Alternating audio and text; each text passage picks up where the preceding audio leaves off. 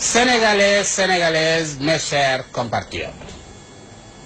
Oumar Sall nee na ab ustaas la boo xam ni dafa jóg diingat ñi nga xamante ni bii ñooy mag ñi samp diine ci Sénégal ba tey l'islam gi saawaan baawaan.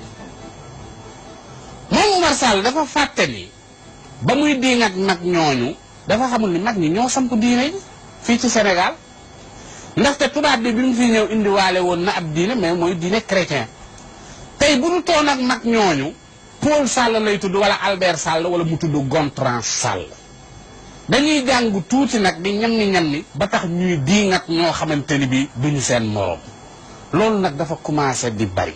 je pense que ni état bu Sénégal war na cee jóg jox mag ñi statut spécial pour kaddu yu ñaaw yi nga xamante ni bi ñenn ñaan koy yëkkati ku ko ci defati ñu teg la ci yoon xamal la ne la ñii fu réew mi toll tey ñoo ko liggéey te bañ koy liggéey metti woon na lool.